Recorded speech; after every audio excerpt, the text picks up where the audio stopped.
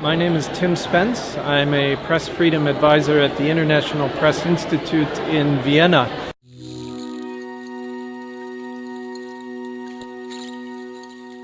I was on a panel that discussed humanitarian crises, slow crises that develop over time, such as floods, and more immediate crises like earthquakes and tsunamis. One of my concerns as a journalist and as an advocate of press freedom is that in areas where there are crises, that journalists have access to do reporting, and often in many countries where there are recurring disasters, there are restrictions on press freedom, there are restrictions on journalists, both foreign and international. And this poses a problem to understanding the crisis that's occurring and the need for action.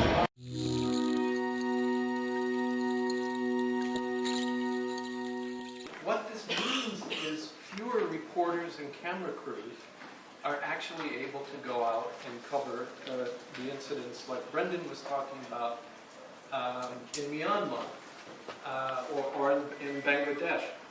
And they depend more and more and more on guess who? These people. The people who actually are out in the field. And you people, the ones who are actually in the field. And what happens is you guys have interest, you people have interest in selling a crisis because you want to make money. I think one of the gentlemen from Médecins Sans Frontières this morning called it a humanitarian circus.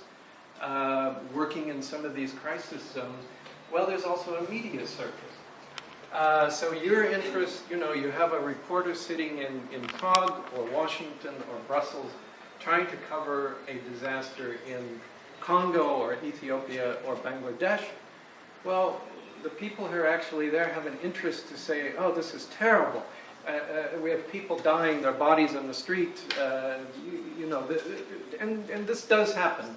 I'm not saying people are trying to, I'm not saying anyone is lying, but they have an interest to make this a story.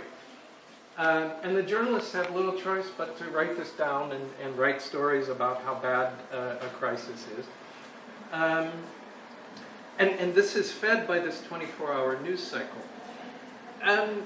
Another big issue that we're seeing in the humanitarian response is not people like me who are international journalists who can travel around the globe, but the local people, the people in these countries.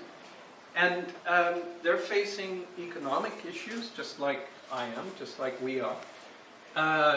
In developing countries, but they're also often facing restrictions on their ability to operate. Now, I'm not a scientist, so I'm not going to say that everywhere there's a disaster, there's probably weak governance, poor governance, or dictatorships. I'm not going to say that. But there's strong evidence that there is a correlation between recurring humanitarian and development disasters and poor governance. Country I'm most familiar with is Ethiopia. I work there, I live there. I go back fairly often. I return next month. So I'm pretty well versed with it. This is a country where, as we speak, there are 4 journalists sitting in jails, in prison for years into the future, partly because they reported on weaknesses in their government.